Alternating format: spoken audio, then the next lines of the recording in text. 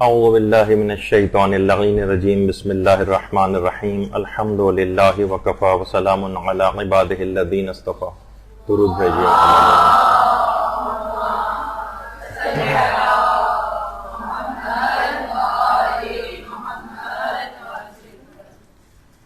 بہترین نماز کیسے پڑھیں اس سلسلے کا درس نمبر 35. مستحب نمازوں کے فقہی احکام جاری تھے اور بہت اہم مستحب نمازیں کہ جن کا عام طور پر زندگی میں جن سے بہت زیادہ واسطہ پڑتا ہے ان کا آج سے ذکر شروع کر رہے ہیں. نوافل یومیہ پر تو ہماری پچھلی نشست ہو چکی ہے. آج ہے نماز وحشت قبر کے فقہی مسائل. دیکھیے یہ جو نماز وحشت قبر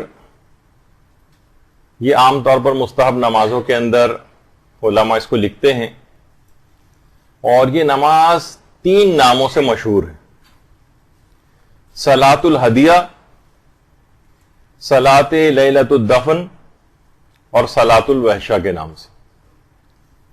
یعنی نماز ہدیہ بھی کہلاتی ہے یہ، اور نماز لیلۃ الدفن بھی کہلاتی ہے، اور نماز وحشت بھی کہلاتی ہے. دماغ میں ایک سوال یہ آتا ہے کہ وحشت قبر سے کیا مراد ہے؟ ایک بات مشہور ہے کہ بہت سے ایسے افراد کی بھی نماز وحشت قبر پڑھی جاتی ہے کہ جو اپنی زندگی میں خود نمازوں سے بہت وحشت کیا کرتے تھے اور پڑھتے ہی نہیں تھے. 70 80 سال کی نمازیں اکثر لوگ آ کر پوچھتے ہیں، پھر 1 سال کی ان کے لواحقین پڑھوا دیتے ہیں. تو وحشت قبر اصل میں دیکھیے کسی بھی نئی جگہ جب بھی انسان جاتا ہے اور اس جگہ سے مانوس نہیں ہوتا ہے تو اسے وہاں پر ایک وحشت تو ہوتی ہے. ایک کسی وسیع و عریض اگر محل کے اندر بھی آپ کو لے جایا جائے تو وہاں پر بھی ایک انسان ایک نئی جگہ پر جا کر ایک وحشت کو محسوس کرتا. اور یہی وجہ ہے کہ روایات میں قبر کی 3 چیزوں سے بہت ڈرایا گیا ہے: قبر کی تنگی سے، تاریکی سے اور تنہائی سے. تنگی، تاریکی اور تنہائی، اس سے انسان کو وحشت ہوتی ہے. جیسے اندھیرے سے انسان وحشت کرتا ہے، کسی تنگ جگہ میں انسان وحشت کرتا ہے. روایات میں جملہ آیا ہے کہ بہت سارے اس قسم کے افراد جو انتہائی تنگ دل ہوں، کسی پر ایک پیسہ خرچ کرنے کو تیار نہ ہوں، جو خود اتنے دل کے تنگ ہوں، قیامت میں ان کو اتنی چھوٹی جگہ پہ رکھا جائے گا جتنا ایک کیل کا ایک سوراخ دیوار کے اندر ہوتا. تو تنگی، تاریکی اور تنہائی، جس سے انسان عام طور پر ڈرتا ہے. اور دیکھیے یہ مراحل جو ہیں بہت سخت مراحل ہیں، اور جب بھی انسان انتقال کرتا ہے بہرحال اس کو اپنی قبر کے اندر جانا ہے، وہاں پر انسان بہت زیادہ تنہائی محسوس کرے گا. اور وہ آخری مرتبہ اپنے ملنے والے جب اس کو قبر میں بند کر کے جا رہے ہوں گے اس وقت نہایت حسرت سے ان کو دیکھے گا کہ اب میں ہوں اور یہ میرے اعمال ہیں، اور ان تمام افراد سے اب جدائی کا مرحلہ آ گیا. لہذا اس جگہ کے لیے انسان کو ہمیشہ تیاری کرنی چاہیے کہ جو انسان جہاں پر ہمیشہ اس کو رہنا. کچھ افراد اس نماز کے نام کے اوپر ایک اعتراض کرتے ہیں کہ کیا نماز وحشت قبر کا نام صحیح ہے. مثلا وہ کہتے ہیں کہ عموماً کہ اصلاً تو یہ نماز وحشت کو دور کرنے والی، تو اس کا نام نماز رفع وحشت ہونا چاہیے. تو بہرحال بظاہر یہ لگتا ہے، اور حقیقت بھی یہ ہے کہ جو اسلامی روایات ہیں اس میں یہ نام نماز وحشت نہیں آیا ہے. البتہ اس کے باوجود بھی نماز وحشت، صلاۃ الوحشہ، اس نام سے علماء اور فقہا نے اپنی کتابوں کے اندر باقاعدہ اس کی چیپٹر قائم کیے ہیں اور اس میں ان کی اس نماز کی تفصیل لکھی. یعنی انہوں نے بھی اس پر کوئی اعتراض نہیں کیا، اور اس سے مراد وہی ہوتی ہے. اگر کوئی کہے کہ نماز وحشت قبر پڑھنا ہے تو قبر میں وحشت اور تنہائی کو دور کرنے کے مداوے کے طور پر جو نماز پڑھی جاتی ہے اسی کو نماز وحشت قبر کہتے ہیں. تو لہٰذا اس نام پر اس لحاظ سے کسی اعتراض کرنا کوئی ایسا ویلڈ اعتراض نہیں ہے. علماء نے بھی اس نام کو قبول کیا. اچھا، اب اس نماز وحشت قبر کا حکم اصلاً کب ہے؟ مثلا ہمارے یہاں بہت سے اعلانات ہوتے ہیں مردے کے مرحوم کے انتقال کے بعد کہ ان کے لیے نماز وحشت قبر کی استدعا کی جاتی ہے. اصلاً روایت کے اندر یہ چیز دوسرے مرحلے کے اوپر آئی ہے, جس کا اور پہلی چیز جو آئی ہے جو کہ اصل حکم ہے وہ لوگوں کے اندر اتنا زیادہ مشہور نہیں, لوگ پھر بھی عام طور پر کرتے ہیں, اور وہ ہے پیغمبر اسلام ختمی مرتبہ صلی اللہ علیہ وآلہ وسلم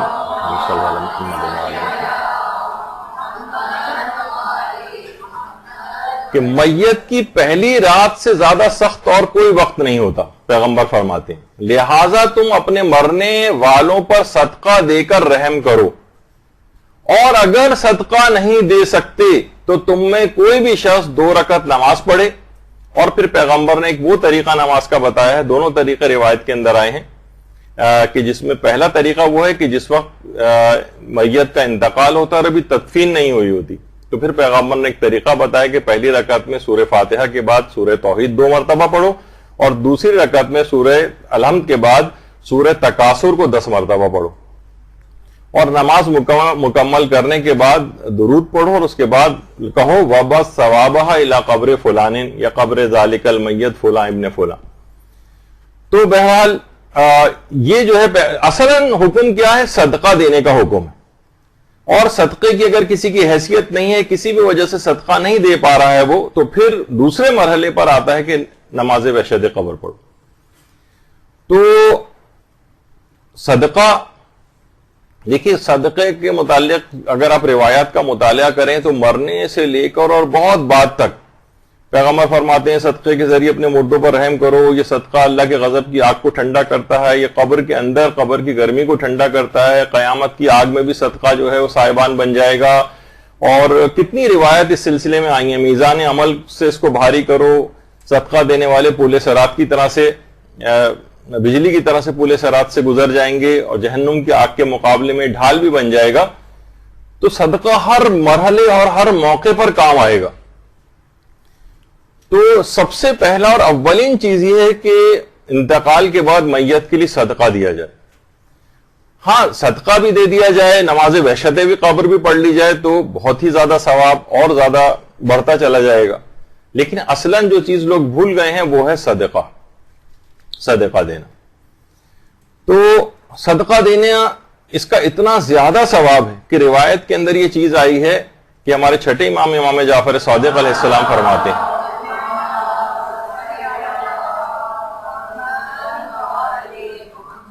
کہ جب کوئی شخص کسی مرنے والے کو ثواب پہنچانے کے لیے صدقہ دیتا ہے تو اللہ جبریل کو حکم دیتا ہے کہ وہ 70,000 فرشتوں کے ساتھ اس کی قبر پر جائیں, جن میں سے ہر ایک کے ہاتھ میں نعمت الہی کا ایک طبق ہوتا ہے, اور ہر فرشتہ اس کو السلام علیکہ یا ولی اللہ کہتا ہے, اور بتاتا ہے کہ خدا کے بندے تمہارے لیے ہدیہ فلاں مومن نے بھیجا ہے. اس کی قبر منور ہو جاتی ہے, اللہ بہشت میں اسے 1000 شہر عطا کرے گا, اور 1000 عوروں سے اس کا ازدواج کرے گا, اسے 1000 پوشاکیں پہنائے گا, اس کی 1000 حاجات کو پورا کرے گا. صلی اللہ علیہ محمد.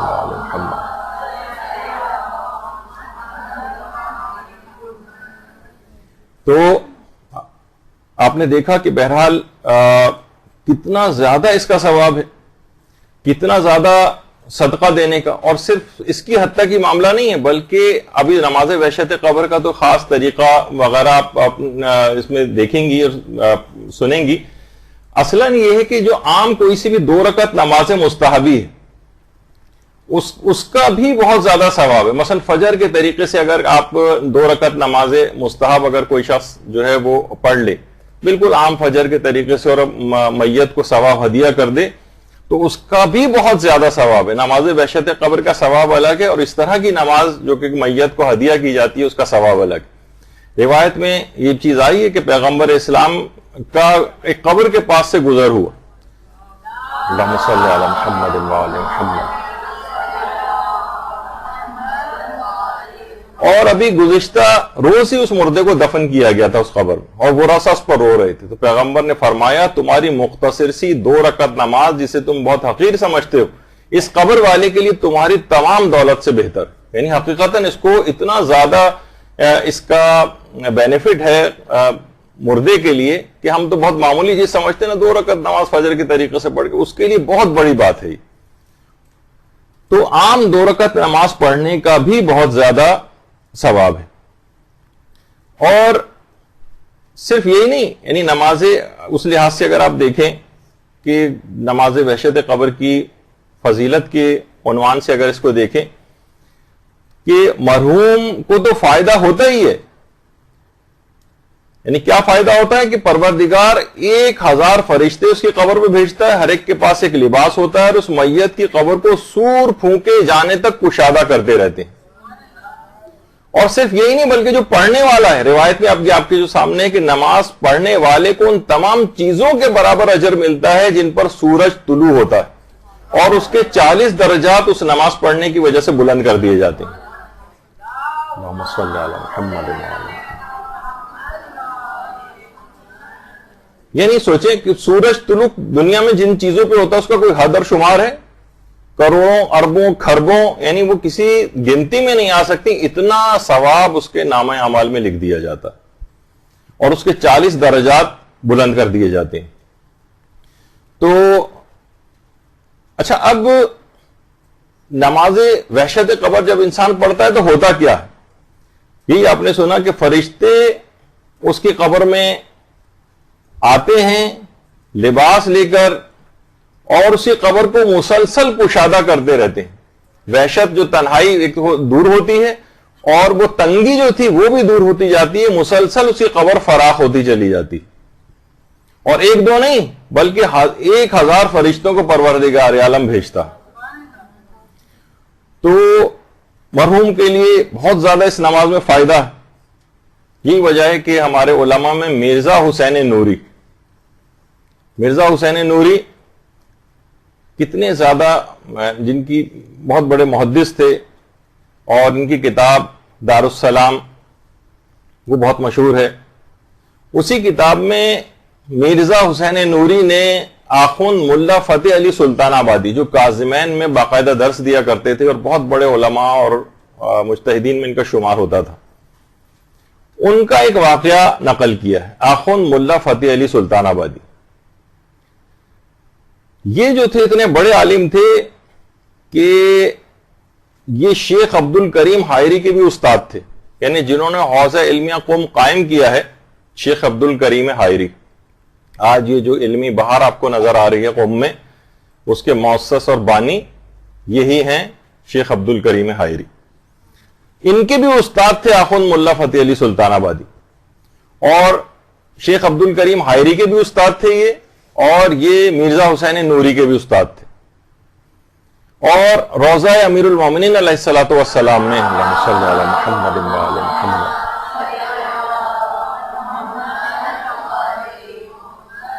اس کے مغربی صحن میں، یعنی صحن کے جو مغربی حصہ ہے وہاں پر آخوند ملا فتح علی سلطان آبادی مدفون ہے.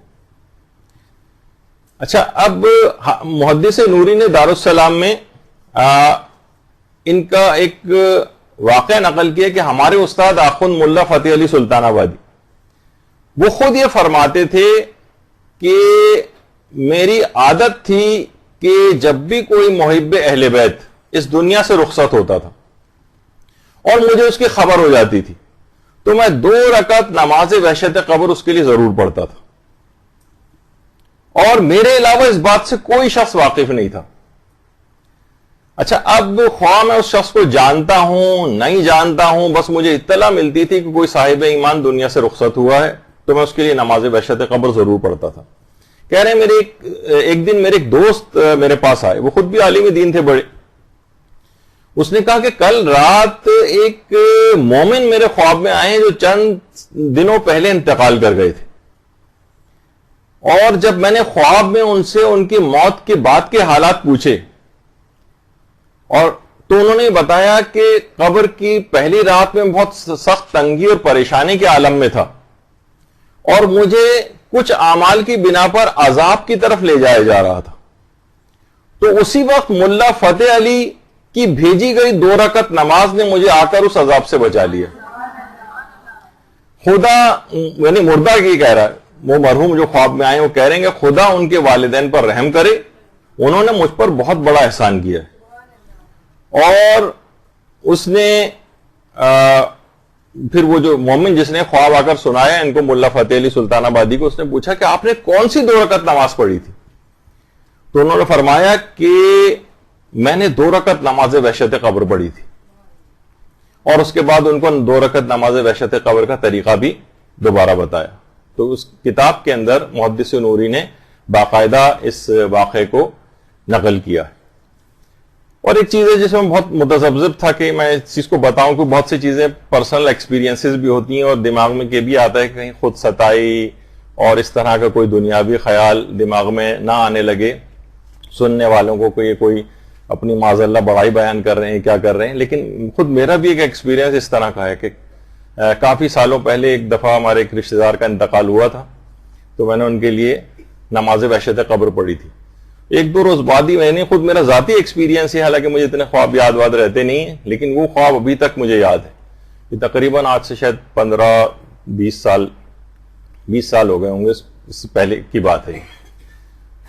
تو خواب میں وہ آئے اور حد سے زیادہ یعنی مجھ سے جو ہے وہ اس کا اظہار کرنے لگے، خوشی کا اظہار کرنے لگے، گلے لگ رہے ہیں اور بار بار مجھ سے کہہ رہے ہیں کہ تمہاری 2 رکعت نماز جو وحشت قبر تھی اس نے مجھے بہت فائدہ پہنچایا۔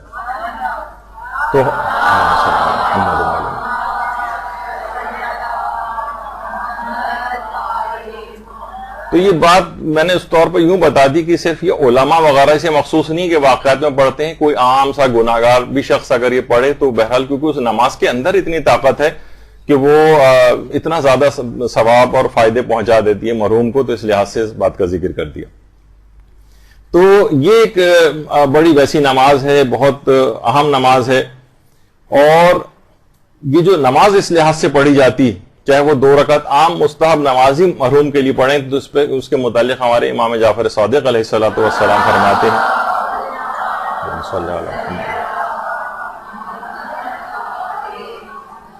امام فرماتے تھے کہ میں ہر رات 2 رکعت نماز اپنے بیٹے کے لیے پڑھتا ہوں، غالباً اسماعیل کی طرف اشارہ جو امام کی اپنی زندگی میں جو انتقال کر گئے تھے، اور 2 رکعت نماز میں اپنے والدین کے لیے ہر رات میں پڑھتا ہوں۔ اور اس میں امام نے طریقہ بھی بتایا کہ فرمایا کہ پہلی رکعت میں الحمد کے بعد سورہ قدر پڑھتا ہوں اور دوسری رکعت میں سورہ الحمد کے بعد سورہ کوثر کی تلاوت کرتا ہوں۔ اور امام فرماتے ہیں کبھی میت تنگی اور سختی میں اگر مبتلا ہوتی ہے تو پروردگار عالم اسے آسانی مہیا کرتا ہے، اور میت کو یہ بات بتائی جاتی ہے کہ آسانی جو تمہیں آج میسر آئی ہے یہ تمہارے فلاں برادر مومن نے تمہارے لیے جو 2 رکعت نماز پڑھی ہے اس کی وجہ سے تم کو یہ آسانی مہیا ہوئی ہے۔ تو راوی نے کہا کہ مولا کیا ہم ایک ہی نماز میں بہت سارے مومنین کو، یہ 2 مومنین کو شامل کر سکتے ہیں؟ امام نے فرمایا کہ ہاں، یہ جو نماز ہے، یہ جو عام 2 رکعت نماز، اس میں آپ چاہیں تو جتنے چاہیں مومنین کو آپ شامل کر سکتے ہیں، کہ مثلا پوری دنیا میں جتنے بھی آج مومنین کا انتقال ہوا میں ان سب کو ہدیہ کرتا ہوں۔ تو مرنے والے کو اس سے بہت زیادہ خوشی ہوتی ہے، امام فرماتے ہیں، اور میت اپنے لیے کیے گئے دعا اور استغفار اس سے بھی بہت زیادہ مسرور ہوتی ہے۔ اور امام فرماتے ہیں وہ اسی طرح سے اس نماز کے ملنے سے یا ان اعمال کے ملنے سے خوش ہوتی ہے جیسے کوئی زندہ شخص تحفے ملنے کے بعد خوشی محسوس کرتا۔ تو امام نے فرمایا میت کے لیے نماز، روزہ، حج، صدقات، دیگر نیک اعمال، دعائیں، اعمال خیر، یہ سب ان کا ثواب ہدیہ کیا جا سکتا ہے، اور یہ سب اس کی قبر میں پہنچتے ہیں، قبر میں پہنچتے ہیں، اور یہ ثواب میت کے لیے بھی ہوتا ہے اور میت کے لیے ان اعمال کو انجام دینے والے کے لیے بھی ہوتا ہے۔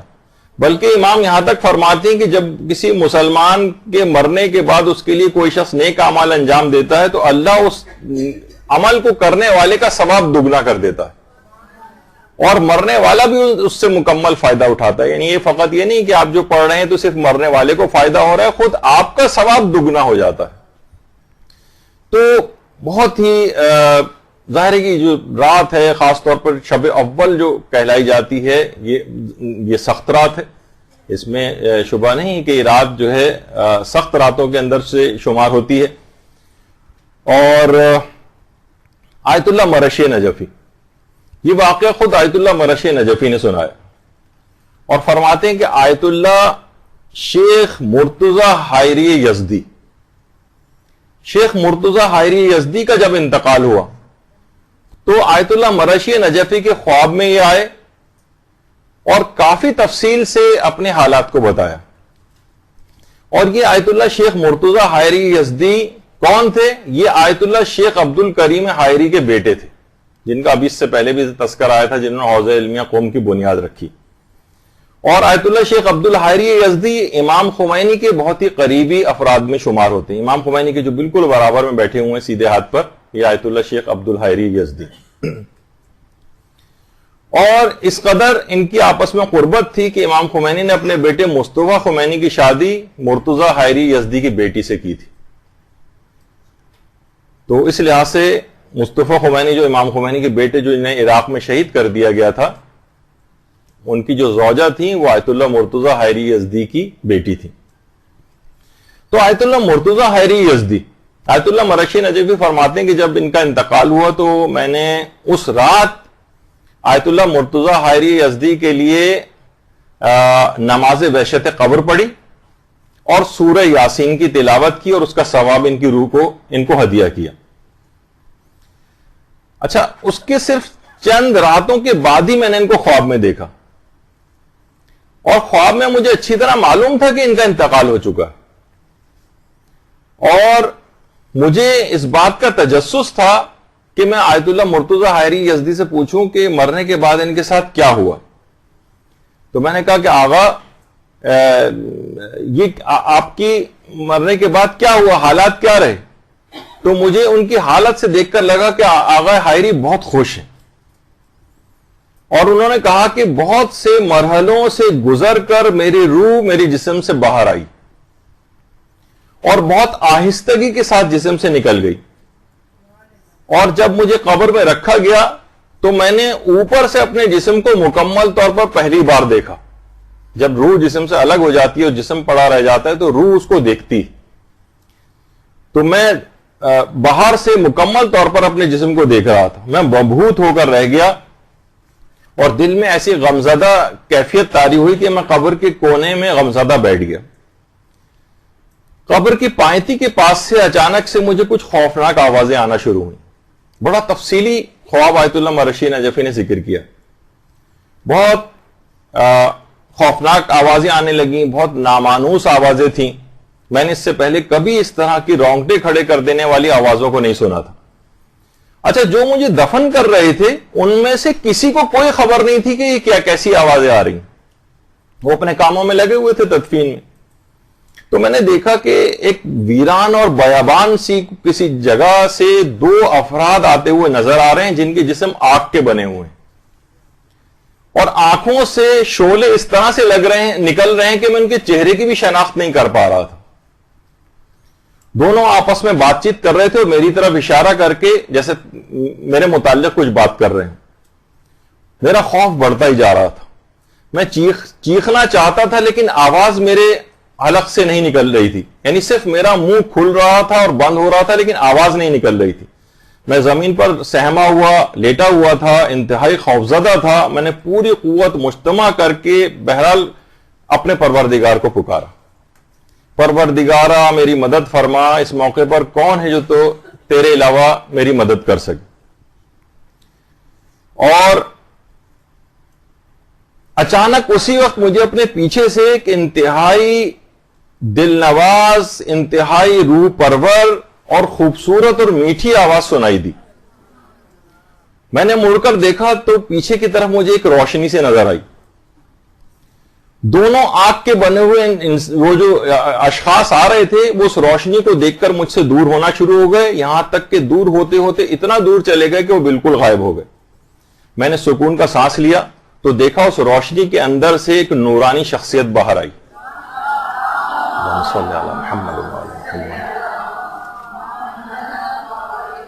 بہترین مسکراہٹ ان کے چہرے پر تھی اور کہا کہ کیا تم خوفزدہ ہو؟ میں نے کہا آقا ساری زندگی میں اتنا خوفزدہ نہیں ہوا جتنا اس وقت خوفزدہ ہوا. اگر آپ نہ آتے تو نہ جانے میرے ساتھ کیا ہو جاتا. لیکن اس کے بعد فرماتے ہیں کہ میں نے خود ہی ہمت کر کے پوچھا آغا آپ کون ہیں؟ تو اس شخصیت نے بہت ہی محبت اور شفقت کے ساتھ مجھے دیکھا اور کہا کہ میں علی ابن موسیٰ رضا علیہ الصلوۃ والسلام، اللہم صل علی محمد وآل محمد،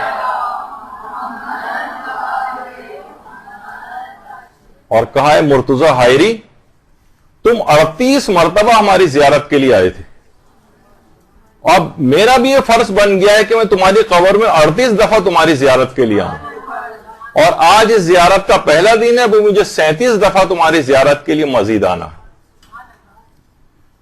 تو بہت سارے دیکھیے افراد اس طرح کے ہیں کہ جو آج بار بار زیارت پہ جانے پر لوگوں کو اعتراض کرنے لگے، بھائی بار بار دیکھیے ہر سال زیارت پہ چلے جاتے ہیں، ہر سال عمرے پر چلے جاتے ہیں، اس سے بہتر تھا یہ لوگ جو ہے نا قریب کی امداد کر دیتے، فلاں پروجیکٹ کے اندر کام کر دیتے۔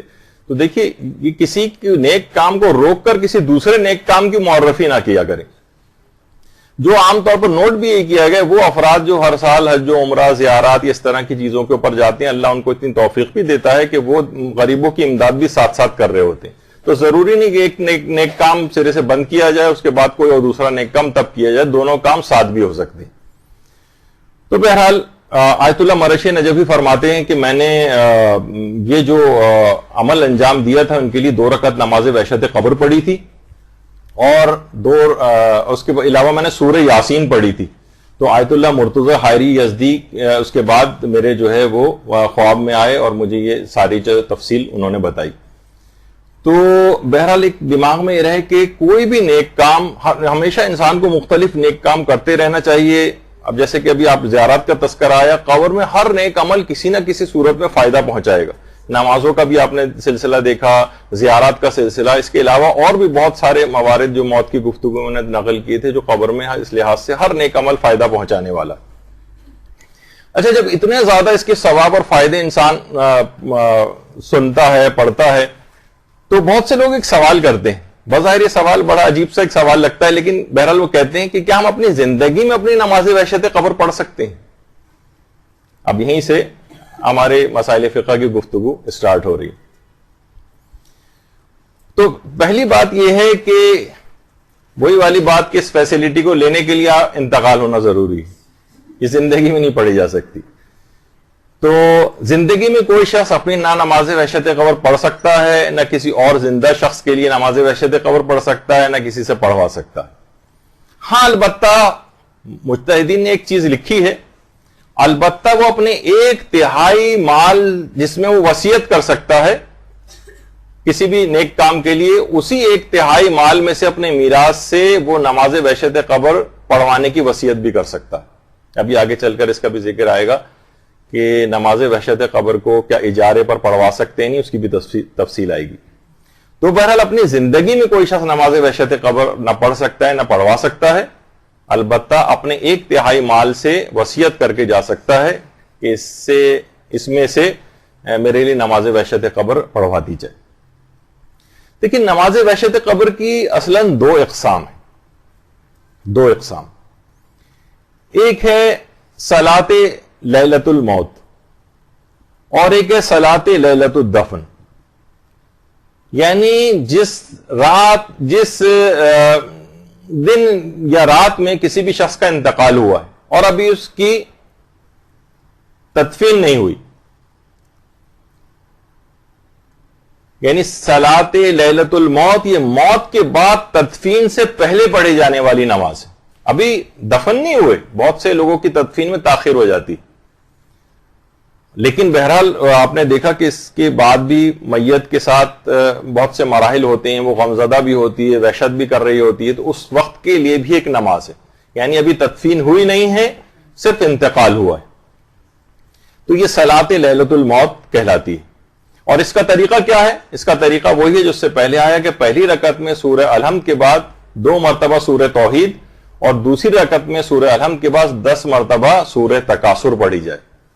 یہ ان افراد کے لیے نماز ہے کہ جن کی ابھی تدفین میں کچھ تاخیر ہے، تدفین ابھی نہیں ہوئی ہے، آئندہ کسی وقت ہوگی، کل ہوگی یا اس طرح سے، تو اس وقت کے لیے جو نماز وحشت قبر پڑھی جاتی ہے اس کا طریقہ یہ ہے، اور اصلاً یہ صلاۃ لیلۃ الموت کہلائی جاتی ہے۔ تو ایک تو ہو گئی یہ نماز، دوسری نماز ہے صلاۃ لیلۃ الدفن، یعنی یہ تدفین کے بعد پڑھی جاتی، جب انتقال کے بعد تدفین ہو جائے اس کے بعد یہ نماز پڑھی جائے گی.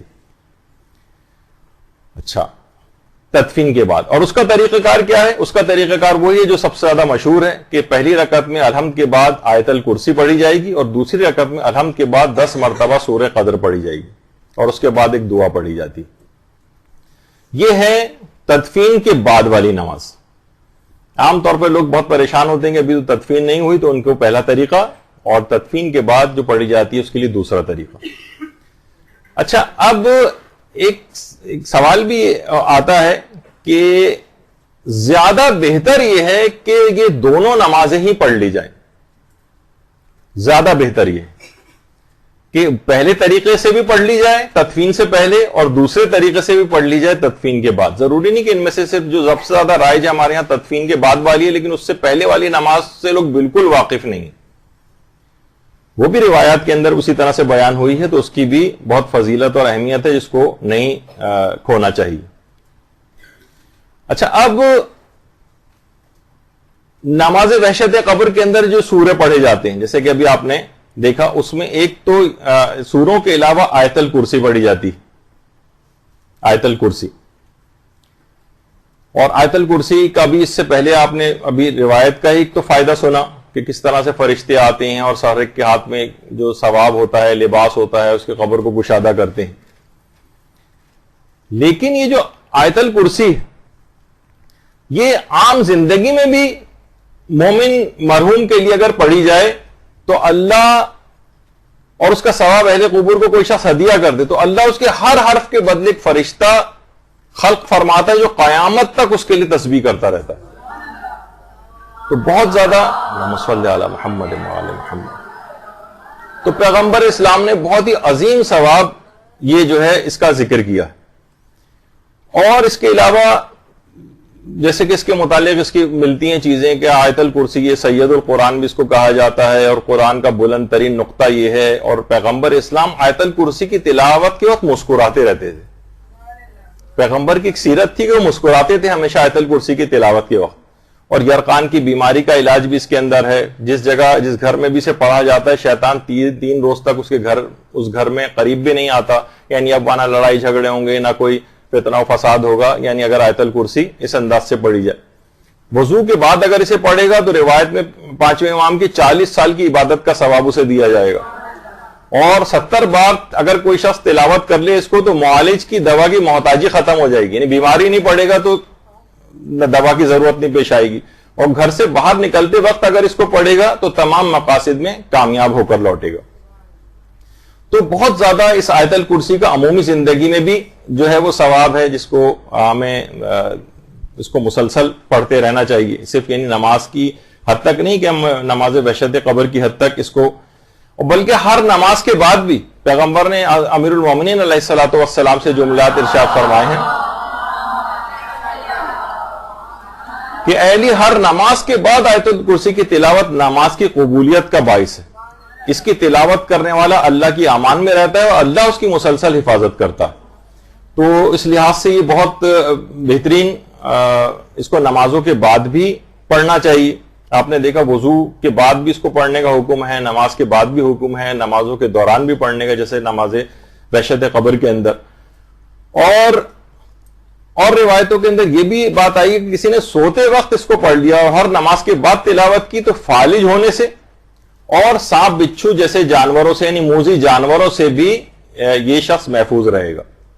اس میں موذی جانوروں کے اندر عام طور پر کچھ جراثیم بھی شامل ہو جاتے ہیں، یعنی اس قسم کی بیماریوں سے بھی آج کل جیسے ڈینگی اور پتہ نہیں کون کون سے جو امراض ہو گئے سخت والے بھی جو جراثیم کے ذریعے ہوتے ہیں، ان سے بھی انسان کی حفاظت رہتی.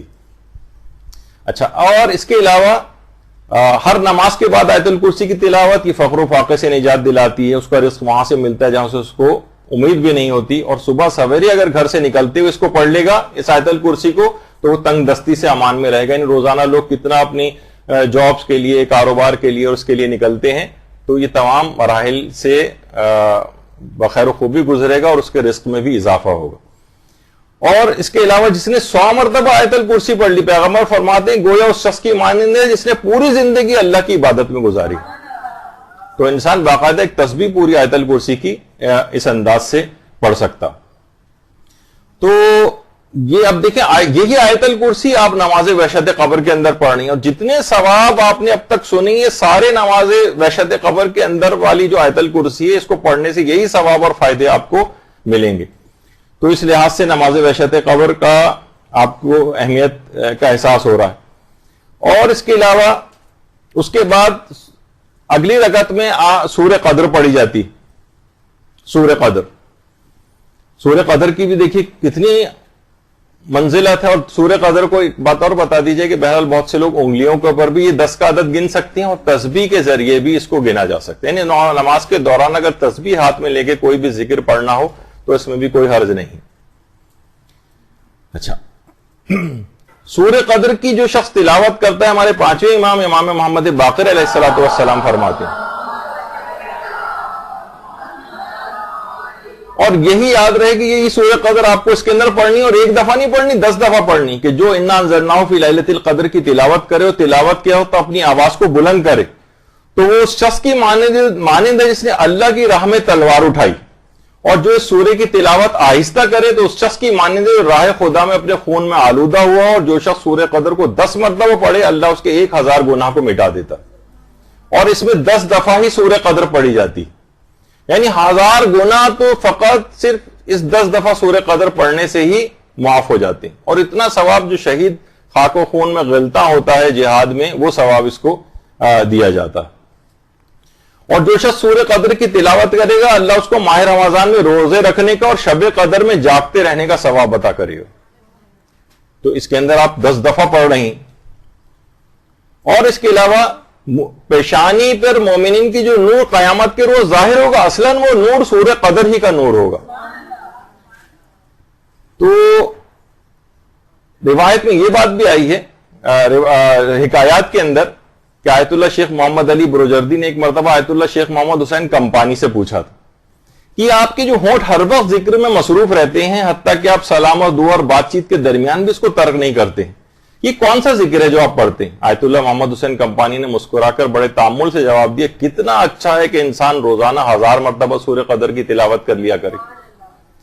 یعنی انہوں نے یہ نہیں کہا کہ میں یہ ذکر پڑھتا ہوں, کہ بہرحال اس کے اندر خود ستائی اور ایک بڑائی کا ایک وہ آ جاتا ہے, کیا یہ اچھا ہے کہ انسان روزانہ 1000 دفعہ سورہ قدر کی تلاوت کر لیا کر. تو ہم 10 دفعہ سورہ قدر پڑھنے سے گھبرانے لگتے ہیں اور ٹانگوں کے اندر چیونٹیاں رینگنے لگتی ہیں. 10 دفعہ اگر پڑھیں اور بار بار پہلو نماز میں بدلے جاتے ہیں, وہ 1000 دفعہ روزانہ پڑھتے تھے, 10 تسبیحیں اس کی. تو بہرحال اپنے آپ کو عبادات کے اندر تھوڑا سا اپنے جسم کو ذرا تھکانا بھی چاہیے اس لحاظ سے. اور ابھی آپ نے دیکھا کہ آیت الکرسی اور سورہ قدر یہ اس میں پڑھی جاتی. یہ روزانہ جو حادثات اتنے زیادہ ہوتے ہیں, آیت اللہ بہجت باقاعدہ کہتے تھے کہ وہ سواریوں سے بچنے کے لیے کچھ تاکید کرتے تھے, فرماتے تھے سواری پر سوار ہونے سے پہلے آیت الکرسی کی تلاوت کیا کرو, ممکن ہو تو سواری پر دائیں طرف سے سوار ہوا کرو, سواری پر سوار ہو کر 3 مرتبہ سورہ قدر پڑھو, اور سورہ حدید کو لکھ کر سواری میں ساتھ رکھو, تو تمام حادثات سے محفوظ رہو گے. تو اس کے اندر بھی آپ نے دیکھا کہ آیت الکرسی اور سورہ قدر اس کے اندر بھی آ رہی ہے. تو اس لحاظ سے علماء کی سیرت میں ہے کہ ہر مختلف طریقوں سے عام زندگی میں پیش آنے والے بہت ساری چیزوں کے لیے یہ دونوں سورہ قدر اور آیت الکرسی وغیرہ اس کو علماء جو ہے بتاتے ہیں, اور یہی آپ نماز وحشت قبر کے اندر پڑھیں گے. تو اچھا, نماز وحشت قبر کا طریقہ وہ ابھی آپ نے دیکھ لیا کہ بہت آسان بھی ہے, ایک فلو چارٹ کی صورت میں بھی دیکھیں. انسان پہلے تکبیر کہے گا, سورہ فاتحہ پڑھے گا, پھر آیت الکرسی پڑھے گا, پھر رکوع میں جائے گا, سمع اللہ, اس کے بعد سجدے میں, سجدے سے اٹھ کر بیٹھے گا, پھر سبحان ربی الاعلیٰ دوسرا سجدہ, پھر دوسرے سجدے سے اٹھ کے بیٹھے, پھر کھڑا ہو جائے دوسری رکعت میں, پھر سورہ فاتحہ سورہ قدر 10 مرتبہ پڑھے, اور اسی طریقے سے لے کر آخر تک, اور پھر آخر میں ایک دعا پڑھی جاتی ہے, اللہم بس ثوابہ الی قبر فلان. یہ پورا ایک سمجھیں ایک لحاظ سے ایک نماز وحشت قبر کا ایک طریقہ آپ کے سامنے آ گیا. اچھا, اب یہ جو طریقہ ہے اس کے اندر کوئی تبدیلی نہیں کی جا سکتی نماز وحشت قبر کے اندر. ایک سوال ہوتا ہے کہ اگر کوئی شخص جان بوجھ کر نماز وحشت قبر کا طریقہ بدل دے تو کیا اس کی نماز وحشت قبر صحیح؟ مثلا کوئی آیت الکرسی سے یاد نہیں، اس نے کہا چلے میں انا اعطیناک الکوثر پڑھ دیتا ہوں. علماء نے فرمایا کہ اسے 2 رکعت نماز مستحب کا ثواب تو مل جائے گا، لیکن نماز وحشت قبر کا ثواب نہیں ملے گا. وہ فوائد حاصل نہیں ہوں گے جو نماز وحشت قبر کے. یعنی یہ ایسا طریقہ بتایا گیا ہے روایت کے اندر جو ایک مخصوص طریقہ ہے نماز کا. اس میں اپنی مرضی سے عام مستحب نماز کی طرح سے تبدیلی نہیں کر سکتے، کوئی سا بھی سورہ اس کے بعد پڑھو نہیں، مخصوص سورہ پڑھیں گے تو ہی اس کے ثواب اور فائدے ملیں گے. آیت الکرسی پہلی رکعت میں پڑھی جائے گی اور دوسری رکعت میں سورہ قدر، یا وہ جو پہلا طریقہ ہے جس میں الحمد کے بعد سورہ توحید اور اس کے بعد دوسری میں سورہ تکاثر پڑھی جاتی ہے، وہ مخصوص ہی سورہ پڑھنے پڑیں گی. اور اگر کسی نے جان بوجھ کر کوئی تبدیلی کی تو عام مستحب نماز بن جائے گی، لیکن نماز وحشت قبر نہیں بنے گی. اچھا، اب اس کے بعد ایک آ جائیے کہ اگر کوئی شخص بھولے سے، ابھی تو جان بوجھ کے بات تھی، لیکن اگر کسی شخص نے بھولے سے مخصوص طریقے پر انجام نہیں دیا، پڑھنی شروع کی، جیسے کہ اس کا طریقہ کار ہوتا ہے کہ مثلا پہلی رکعت میں الحمد کے بعد جو ہے سورہ قدر زبان پہ آ گئی، سورہ توحید زبان کے اوپر آ گئی. اچھا، اب اس کے اندر بھی 2 چیزیں ممکن ہے کہ آپ کو نماز پڑھنے کے بعد یاد آئے کہ ارے یہ تو مجھے پہلی رکعت میں تو آیت الکرسی پڑھنی چاہیے تھی، یہ تو میں نے کوئی اور سورہ پڑھ دیا. تو وہ نماز کافی نہیں ہوگی، اور نماز وحشت قبر اگر آپ کو فائدے اور ثواب لینے ہیں تو نماز وحشت قبر کو دوبارہ پڑھنا پڑے گا. یعنی نماز کے بعد اگر آپ کو یاد آئے کہ میں نے بھولے سے نماز کے طریقے میں تبدیلی کر دی. اچھا، اگر دوران نماز یاد آ جائے، مثلا آپ کو پہلی رکعت میں الحمد کے بعد آیت الکرسی پڑھنی چاہیے تھی، لیکن آپ نے کوئی اور سورہ پڑھ دیا، رکوع میں بھی آپ چلی گئیں، رکوع میں جا کے یاد آیا رہی ہے میں نے کیا کیا، تو عام طور پر تو واجب نمازوں میں حکم ہے کہ بھائی جو ہو گیا سو ہو گیا، نماز اپنی جاری رکھیں. نہیں، یہاں پر مسئلہ الگ ہے. یہاں پر تو رکن کی زیادتی سے پچھلی دفعہ آپ نے سنے لیا تھا کہ نماز باطل نہیں ہوتی. آپ جائیے، دوبارہ کھڑے ہو جائیں، الحمد تو آپ پڑھی چکی تھی، اس کے بعد آیت الکرسی کے بجائے کوئی اور سورہ پڑھ لیا تھا آپ نے، اب وہ دوبارہ آپ آیت الکرسی پڑھیں، پھر دوبارہ رکوع کریں اور نماز کو آگے کنٹینیو کریں. تو یہ اچھا، اسی طریقے سے دوسری رکعت کے اندر بھی یہی والی غلطی ہو سکتی ہے. تو آپ ریورس گیئر لگا کے پھر دوبارہ جائیں، کیچ کریں اسی سورے کو، دوبارہ جا کر پڑھیں. جیسے سورہ قدر پڑھنا تھا لیکن آپ سورہ توحید پڑھ کر رکوع میں چلی گئی مثلا، تو اب آپ کیا کریں، دوبارہ کھڑی ہو جائیں. الحمد آپ پڑھی چکی تھی، اب 10 مرتبہ سورہ قدر پڑھیں اور اس کے بعد پھر دوبارہ آپ رکوع کریں اور نماز کو آگے کنٹینیو کریں. تو یہ ہے کہ اسلام اس کی طریقے کے اندر تبدیلی کو برداشت نہیں کرتا ہے. اگر نماز پڑھ چکی ہے پھر پتہ چلے کہ میرے طریقے میں نے غلطی کر دی تھی، تو اس نماز کو دوبارہ پڑھنا پڑے گا، اور دوران نماز اس کا تدارک کرنا پڑے گا اور پیچھے جا کر اس کو انجام دینا ہوگا جو چیز آپ بھول گئی ہیں. اچھا، ہاں ابھی وہ آ رہا ہے کہ کہاں تک پڑھیں گے، وہ ابھی آگے چل کر آ رہی ہے اس کی تفصیل. کیا نماز وحشت قبر کو اجرت دے کر پڑھوا سکتے ہیں؟ تو جواب یہ کہ جی ہاں، اجرت دے کر بھی نماز وحشت قبر پڑھوائی جا سکتی ہے. البتہ اگر اجرت لینے والا بھی غلطی سے یا بھول کر مذکورہ طریقے سے نماز وحشت قبر نہ پڑھے تو یہ کافی نہیں ہے، اور اسے صحیح طریقے سے دوبارہ نماز وحشت قبر پڑھنا ہوگی. کافی نہیں ہے، دوبارہ پڑھنی پڑے گی اس کو. اچھا، اس کی ایک تفصیل ابھی آگے چل کر بھی آ رہی ہے، یعنی کوئی اور طریقہ اس میں نہیں چلے گا. اچھا، اب ایک ہے کہ تدفین سے جو پہلے والی نماز ہے اس میں یہ آیا کہ جناب پہلی رکعت میں الحمد کے بعد 2 مرتبہ سورہ توحید یعنی قل اللہ احد پڑھی جائے گی، اور دوسری رکعت میں الحمد کے بعد 10 مرتبہ سورہ تکاثر پڑھی جائے گی. دیکھیں، سورہ تکاثر کے بھی متعلق بھی بتا دیا جائے کہ دیکھیں اس کا بھی بہت زیادہ ثواب ہے. یعنی تفسیر مجموع البیان میں امام جعفر صادق علیہ الصلوۃ والسلام نے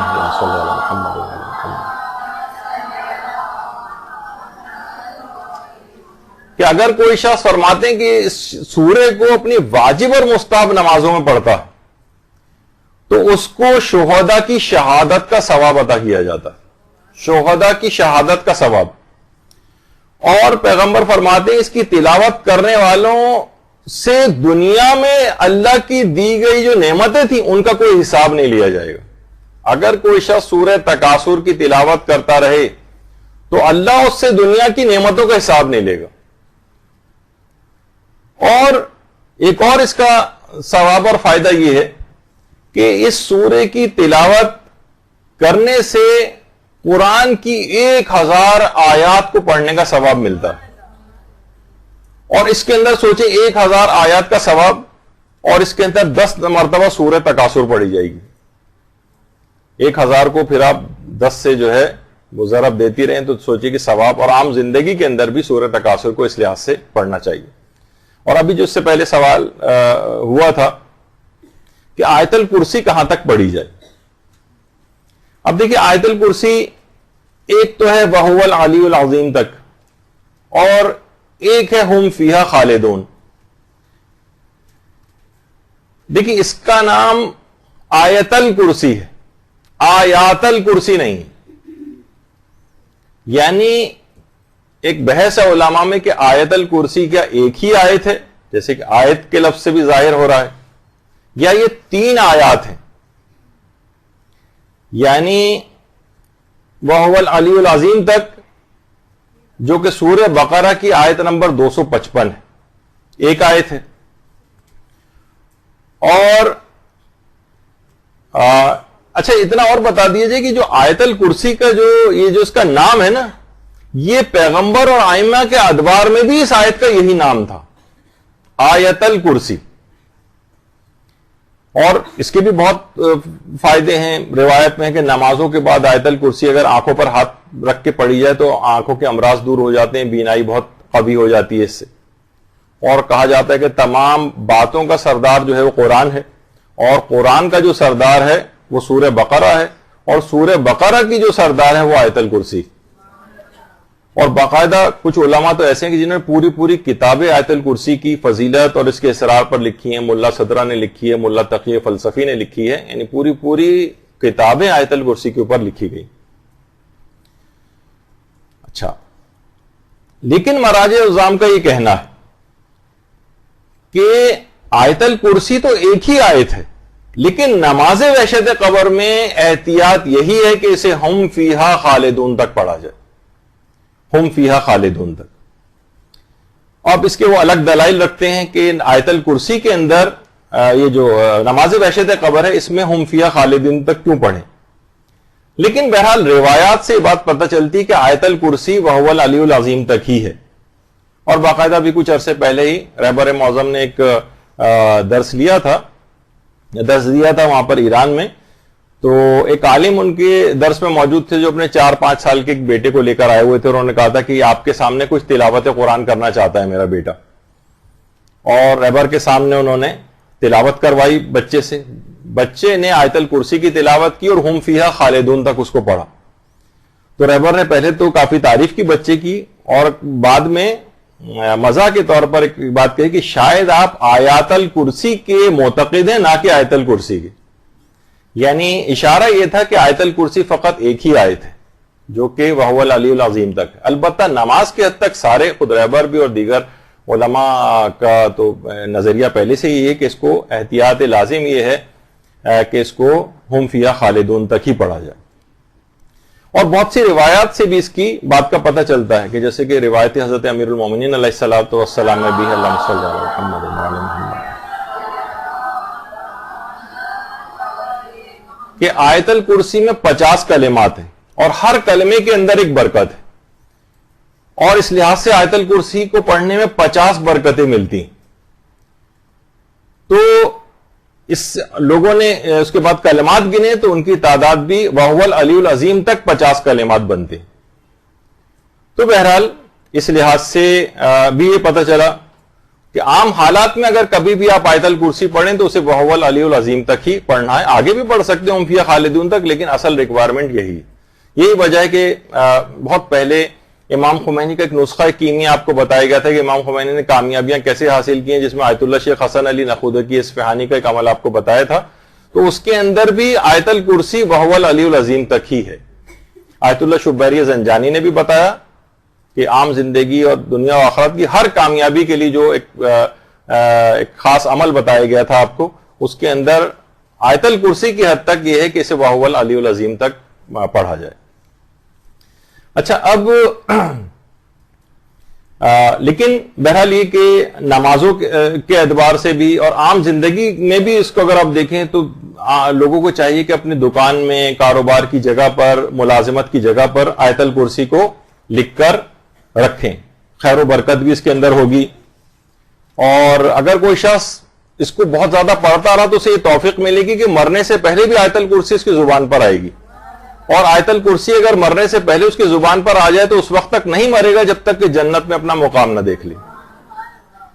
تو بہرحال بہت زیادہ ہے اس کا ثواب اور فائدہ. اور عام زندگی میں بھی جس جگہ بھی انسان اپنے پیسے رکھتا ہے، اپنے مال و دولت کو رکھتا ہے، اپنے سیف ہے، لاکر ہے، وہاں پر بھی ایک آیت الکرسی لکھ کر اس سیف اور لاکر کے اندر رکھی جائے. مثلا بہت سی خواتین زیورات ہوتے ہیں گھر میں رکھے ہیں، چوریاں ہو جاتی ہیں، اس سے بھی انسان کی حفاظت رہتی ہے. گھر میں رکھنے سے بھی آیت الکرسی کو لکھ کر گھر میں رکھنے سے بھی چور ڈاکو سے بھی حفاظت ہوتی.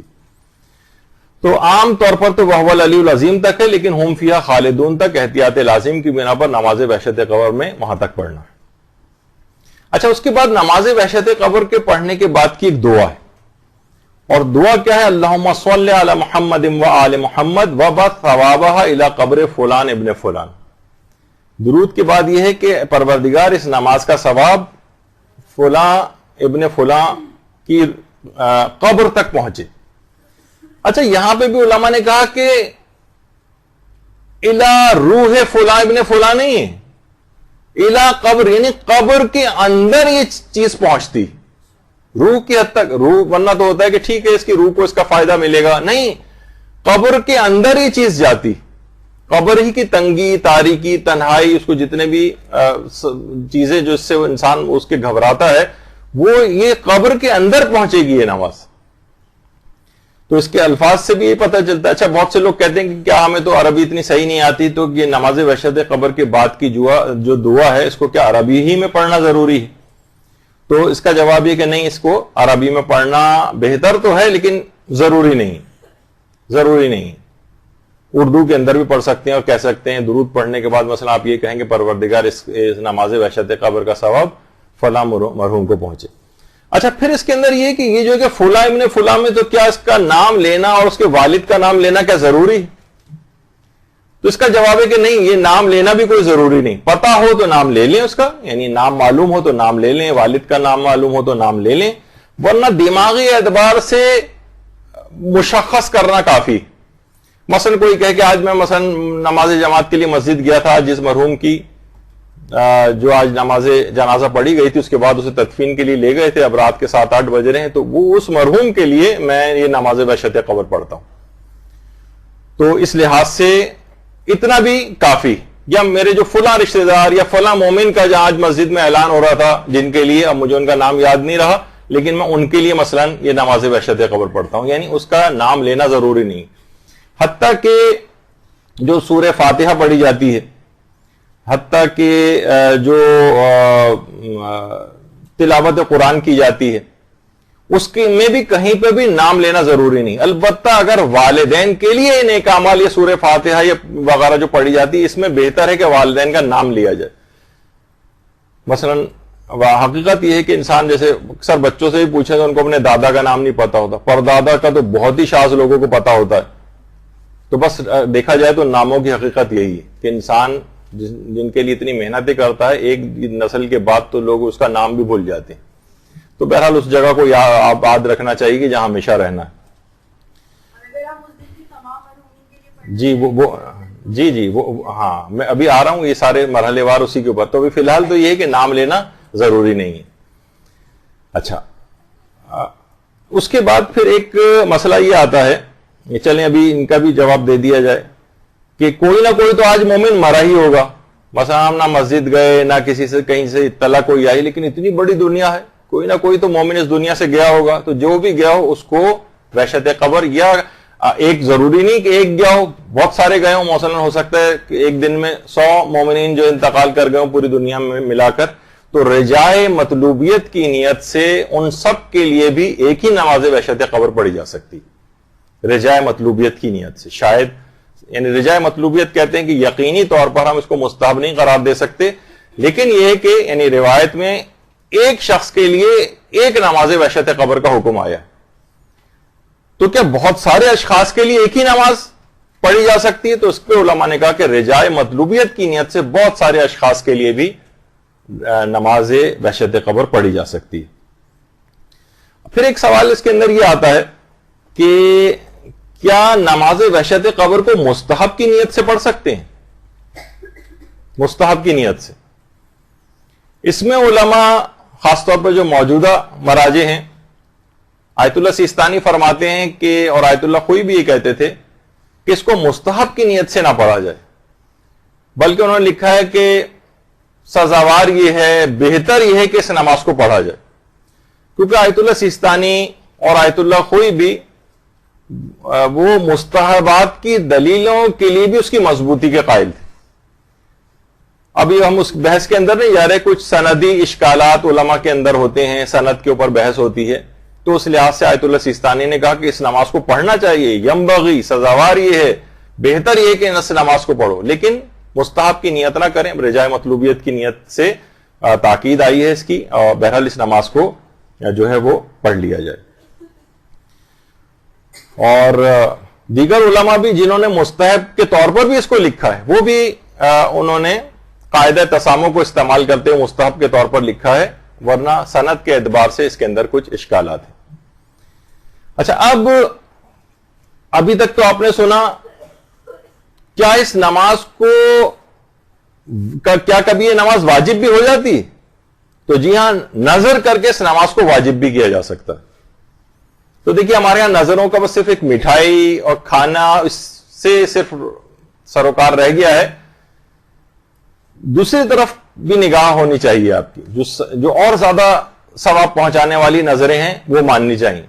اس میں یہ کہ اگر میرا فلاں کام ہو گیا تو جس مومن کی بھی مرنے کی اطلاع میں اس کے لیے اس رات نماز وحشت قبر پڑھوں گا، اب کیا ہے، نظر کر کے اپنے اوپر واجب کر لیا آپ نے، تو بہرحال اس لحاظ سے اس نماز کا ثواب بھی زبردستی اب آپ کو یہ نماز پڑھنا پڑے گی، ورنہ ہو سکتا ہے کہ اگر واجب نہ کرتے تو سستی آ جاتی، لیکن اب آپ کو دماغ میں رہے گا کہ میں نے نظر کر کے واجب کی۔ تو ویسے تو یہ نماز مستحب کی نیت سے بھی نہ پڑھی جائے، رجاء مطلوبیت کی نیت سے پڑھی جائے، لیکن اس کو واجب بھی کیا جا سکتا ہے اگر نظر کر لی جائے۔ اور اب اچھا، اب آ جائیے نماز وحشت قبر کا وقت کب سے کب تک ہوتا ہے؟ دیکھیے، نماز وحشت قبر کا وقت تدفین کے بعد سے لے کر اور صبح تک رہتا ہے، تدفین کے بعد سے لے کر اور صبح تک، تو یعنی یہ اس کا ٹوٹل ڈیوریشن ہے نماز کا، یعنی تدفین کے بعد سے کے معنی یہ کہ تو تدفین ہو سکتا ہے دن میں ہو جائے، لیکن نماز جو ہے مغربین کے نماز مغرب کی، یعنی غروب آفتاب سے لے کر طلوع فجر تک اس کا وقت رہے گا، غروب آفتاب سے طلوع فجر تک۔ البتہ اس کے اندر بھی افضل کون سا وقت ہے؟ پچھلی دفعہ بھی آپ نے سنا تھا کہ ہم نے نوافل میں بھی اوقات فضیلت اور واجب نمازوں کے اندر بھی اوقات فضیلت کا ذکر کیا تھا۔ سب سے افضل وقت بہرحال نماز وحشت قبر کا یہ ہے کہ اس کو اول شب ہی میں پڑھ لیا جائے، نماز عشاء پڑھنے کے بعد۔ مغرب اور عشاء کے درمیان میں بھی اس کو پڑھا جا سکتا ہے، لیکن زیادہ بہتر یہ کہ نماز عشاء کو پڑھنے کے بعد اس کو پڑھا جائے۔ اور ویسے فجر تک پڑھی جا سکتی ہے، لیکن آیت اللہ ناصر مکارم شیرازی نے بھی لکھا ہے کہ اصلاً یہ جس وقت تدفین کے بعد فوراً ہی منکر و نکیر آ جاتے، فوراً، بلکہ روایت میں یہاں تک ہے کہ ابھی لوگ تدفین کر کے گھر پہنچے بھی نہیں ہوتے کہ سوال منکر و نکیر وغیرہ سب مکمل ہو چکا ہوتا ہے۔ تو بہرحال اس لحاظ سے اس کو جلد سے جلد پڑھ لینا چاہیے، جتنے بھی جلد ہو سکے۔ اول شب کے اندر بہتر ہے پڑھا جائے، اور نماز مغربین کو پڑھنے کے بعد نماز عشاء کو پڑھنے کے فوراً بعد اس نماز کو پڑھ لینا بہتر ہے، اگرچہ وقت اس کا طلوع فجر تک چلے گا، زیادہ بہتر یہی ہے۔ اچھا، البتہ اگر تدفین میں کبھی تاخیر ہو جائے تو کیا نماز وحشت قبر میں بھی تاخیر ہوگی؟ جی ہاں، تدفین میں اگر تاخیر ہو رہی ہے تو نماز وحشت قبر پڑھنے میں بھی تاخیر کی جائے گی۔ جب تک تدفین نہیں ہو جائے گی تب تک نماز وحشت قبر کا دوسرا والا جو طریقہ ہے، وہ جو اصل دفن کے بعد والی جو نماز ہے وہ نہیں پڑھی جا سکتی جب تک کہ تدفین نہ ہو جائے. کیونکہ بعض اوقات یہ ہوتا ہے کہ میت ہو سکتا ہے کسی دوسرے ملک سے جو ہے وہ آ رہی ہو, یا مثلا یہ بھی ہوتا ہے کہ اکثر لوگوں کے ساتھ یہ دیکھنے میں آیا ہے کہ جناب کچھ لوائقین ہیں جو دوسرے ملک سے آ رہے ہیں, دوسرے شہر سے آ رہے ہیں, ان کا انتظار کیا جاتا ہے. البتہ یہ بات روایات کے اعتبار سے زیادہ پسندیدہ نہیں ہے, اس کو پسندیدہ نہیں سمجھا جاتا کہ جناب آپ اس طرح سے اتنا زیادہ تاخیر کریں. مردہ بھی جلد سے جلد دفن ہونا چاہتا ہے, تو اس میں کوشش یہ کی جائے کہ تدفین کر دی جائے, سوائے اس کے کہ کوئی اور بہت اہم یا ضروری ایسی کوئی چیز جس میں انتظار کرنا ہی ضروری ہو. اور اگر انتظار کیا بھی جا رہا ہے تو پہلے والے طریقے والی نماز کم سے کم پڑھ دی جائے, جو تدفین سے پہلے والی جو ہے وہ پڑھی جاتی. اچھا, اگر میت دن میں دفن ہو چکی ہو تو کیا دن میں ہی نماز وحشت قبر پڑھ سکتے ہیں؟ ظاہر میت دن میں ہی دفن ہو گئی 3-4 بجے, تو جواب یہ کہ جی نہیں, دن میں نماز وحشت قبر نہیں پڑھی جائے گی, نماز وحشت قبر رات ہی کو پڑھی جائے گی, اور اتنی دیر انتظار کرنا پڑے گا یہاں تک کہ رات شروع ہو جائے. چاہے ہو سکتا ہے فجر کے بعد تدفین ہو گئی ہو سکتا ہے ظہر کے وقت تدفین ہو گئی ہو, ظہر کے بعد تدفین ہو گئی ہو, لیکن انتظار کرنا پڑے گا غروب آفتاب کا, اور جب غروب آفتاب ہو جائے گی تب یہ نماز پڑھی جائے گی. اچھا, بعض اوقات یہ ہوتا ہے کسی مومن کے مرنے کی کوئی اطلاع نہ ہو, غائب ہو جائے, اور امکان ہو کہ شاید یہ مومن انتقال کر گیا ہوگا, بہت عرصے سے اس کی کوئی خبر نہیں آ رہی. تو مثلا جنگ ہے, جنگ میں کوئی شخص غائب ہو گیا, بہت سارے ایسے چیزیں ہو سکتی ہیں. تو بہرحال اگر کوئی شخص مستحب تو نہیں ہے اس لحاظ سے کہ اس کی نماز وحشت قبر جو ہے وہ پڑھی جائے, البتہ کچھ علماء نے پھر بھی کہا کہ رجائے مطلوبیت کی نیت سے پڑھ سکتے ہیں. ایک بہرحال ایک اچھی چیز یہ ہے کہ نمازی تو ہے, اور نماز پڑھ کے اس کا ثواب کہ امید ہے کہ پروردگار اس کا ثواب اس کو اس شخص تک پہنچا دے جو ہمیں پتہ نہیں چل رہا ہے. اچھا, بہت سے ایسے بھی ہوتے ہیں کہ اگر مرنے کے کئی دن بعد اطلاع ملے, ہمارا تو بہت دل تھا کہ فلاں ہمارا رشتہ دار ہے, ہم اس کی نماز وحشت قبر پڑھتے, لیکن کیا کریں اطلاع ہی ہمیں 1 ہفتے بعد مل رہی ہے. تو جیسے ہی اطلاع ملے کہ ہم اس رات کو نماز وحشت قبر پڑھ سکتے ہیں, تو جواب ہے کہ جی نہیں, نماز وحشت قبر کئی دنوں کے بعد نہیں پڑھی جا سکتی, اور اس کے لیے آپ عام 2 رکعت نماز پڑھ کر ہدیہ کر دیں, نماز ہدیہ میت اس کے لیے پڑھ لیں, لیکن بہرحال نماز وحشت قبر نہیں پڑھی جا سکتی. اس کا وقت کیونکہ مخصوص ہے, وہ گزر گئی ہے پہلی رات, تو اب نہیں پڑھی جا سکتی. اگلے دن کیا نماز وحشت قبر پڑھ سکتے ہیں؟ وہ اس رات ہم کسی وجہ سے نہیں پڑھ سکے تو اگلی رات کو ہم پڑھ لیں, یا اگلے دن میں پڑھ لیں. تو علماء کہتے ہیں نہیں, اس کا وقت بھی نکل گیا, اب نماز ہدیہ میت وغیرہ پڑھ لیں. البتہ کچھ علماء ہیں جیسے آغا خوئی, وہ کہتے تھے 1 رات یا 2 راتوں تک پڑھ سکتے ہیں, اس سے زیادہ اگر دیر ہو جائے تو پھر نہیں پڑھ سکتے. لیکن بہرحال یہ کہ اگلے دن کے لحاظ سے, یعنی اگر وہ رات نکل گئی تو پھر آپ نماز ہدیہ میت وغیرہ پڑھیں, نماز وحشت قبر نہ پڑھیں. اچھا, جو انتقال کے کافی عرصے بعد دفن ہو, اس کے لیے نماز وحشت قبر کب پڑھی جائے؟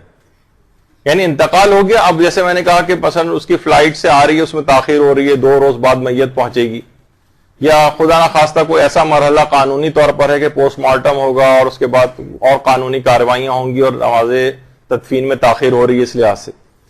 تو اگر انتقال کو کافی عرصہ بھی گزر جائے لیکن دفن ابھی نہ ہوا ہو, یا انتقال کے کافی عرصے بعد دفن ہوا ہو, تو نماز وحشت قبر دفن ہونے کے بعد ہی پڑھی جائے گی, تب تک نہیں پڑھ سکتے, چاہے اس کی وجہ یہ تمام وجوہات ہی کیوں نہ ہو. جی وہ تو بالکل, وہ میں نے پہلے ہی بتا دیا, لیکن خود نماز وحشت قبر جو اصل وہ ہے اس کے متعلق ہم نے فوکس کیا ہوا ہے. ہاں, وہ ابھی آ رہا ہے, وہ آ رہا ہے ابھی. تو اس لحاظ سے نماز وحشت قبر انتقال کے بعد تدفین کافی عرصے بعد بھی ہو, تب بھی نماز وحشت قبر اپنے وقت پر ہی پڑھی جائے گی دفن ہونے کے بعد. اچھا, جو دفن ہی نہ ہو سکا ہو, کیا اس کے لیے بھی نماز وحشت قبر ہے؟ مثلا بہت سے ایئر کریش میں انتقال کر گئے, اب وہ دفن ہی نہیں ہوئے, پانی میں ڈوب گئے, دفن ہی نہیں ہوئے زمین میں. تو علماء فرماتے ہیں کہ ان کی بھی رجائے مطلوبیت سے نماز وحشت قبر پڑھی جا سکتی، رجائے مطلوبیت کی نیت سے۔ اچھا، پھر ایک ہے کہ دوسرے ممالک، خاص طور پہ جو مغربی ممالک میں رہنے والے، وہ نماز وحشت قبر کس کے وقت کے مطابق پڑھیں، یہ ایک مسئلہ ہے۔ مثلا ہمارے یہاں پر ابھی رات تھی جہاں مردے کا انتقال ہوا، اب دوسرے مثلا مغربی ممالک میں اس وقت دن نکلا ہوا ہے، کیا وہ اپنی جگہ پہ رات ہونے کا انتظار کریں یا اسی مردے کا جہاں انتقال ہوا اس کی رات کو مد نظر رکھتے ہوئے وہاں دن میں ہی پڑھ لیں؟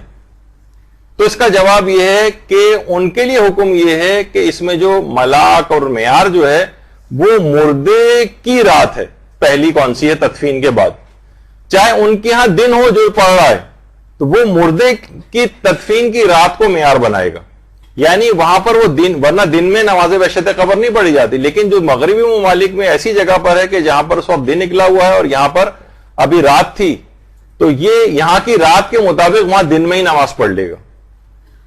تو نماز وحشت قبر میں مردے کی تدفین معیار ہے، مردے کی تدفین والی رات جو ہے وہ معیار ہے۔ پڑھنے والا اگر کسی ایسے ملک میں جہاں دن نکلا ہوا ہے تو وہ دن میں ہی سے نماز کو پڑھے گا۔ اچھا، پھر اس کے بعد کیا دوسرے ممالک کے رہنے والے 2 مرتبہ اس نماز کو پڑھ سکتے ہیں؟ یعنی ایک مرتبہ تو انہوں نے یہاں دن میں ہی پڑھ لی مردے کی تدفین کے مطابق، اور ایک مرتبہ جب اپنے ہاں ان کے ہاں رات شروع ہوئی تو رجائے مطلوبیت کی نیت سے یہ بھی جائز ہے۔ یعنی ایک ہی شخص جو ہے، خاص طور پہ جو یہ مغربی ممالک میں رہنے والے ہیں، یہ نماز کو، بلکہ کچھ علماء نے تو یہ کہا کہ یہ بہتر بھی ہے کہ ایک نماز وہاں کی رات کے مطابق پڑھ لی جائے اور ایک نماز اپنی رات کے مطابق، اپنے علاقے کی رات کے مطابق پڑھ لی جائے، یہ بہتر ہے۔ اچھا، یہ بھی ابھی آگیا کہ موت کا علم اگر اگلے دنوں میں ہوا تو کیا نماز وحشت قبر پڑھی جا سکتی ہے جبکہ اس کی تدفین ہو چکی ہے؟ تو یہ جواب اس کا آ گیا کہ نہیں، اس طرح سے نماز وحشت قبر کا وقت گزر گیا ہے، اب نماز ہدیہ میت پڑھ سکتے ہیں۔ اور 1 یا 2 راتوں والا مسئلہ جو ہے وہ آیت اللہ خوئی نے خاص طور پہ لکھا ہے کہ 1 راتیں یا 2 راتیں اگر گزر جائیں اس کے بعد نہیں پڑھی جا سکتی، لیکن 1 یا 2 راتوں کی حد تک نماز وحشت قبر کو پڑھا جا سکتا ہے۔ لیکن آیت اللہ سیستانی نے تو بہرحال عمومی طور پر یہ لکھا ہے کہ بس تدفین والی رات اس کو پڑھا جائے اور باقی دنوں میں اس کو نہ پڑھا جائے۔ اچھا، کیا 1 سے زائد مرحومین کے لیے ایک ہی نماز وحشت قبر پڑھ سکتے ہیں؟ یہ بھی ابھی آ گیا اس سے پہلے کہ بہت سے مومنین ایک ہی دن میں دنیا سے انتقال کر جاتے ہیں، تو کیا سب کے لیے پڑھ سکتے ہیں؟ تو یہ جواب ابھی آ گیا کہ اگرچہ ایک مرحوم کے لیے ایک ہی نماز وحشت قبر پڑھی جاتی،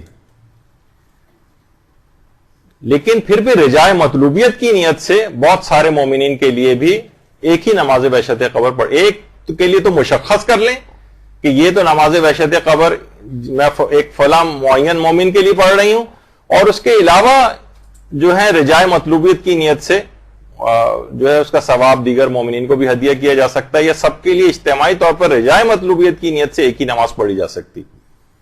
دیکھیے بہت ساری چیزیں ایسی ہیں نا کہ ایک چیز کے لیے ایک ہی ہو سکتا ہے، جیسے کہا جاتا ہے کہ عقیقہ، بہت سے لوگ پوچھتے ہیں کہ جناب ہم عقیقہ ایک بچے کا کرنے جا رہے ہیں تو 2 بچوں کا عقیقہ ایک ہی جانور میں کر سکتے ہیں؟ نہیں، تو جواب ہے کہ نہیں کر سکتے۔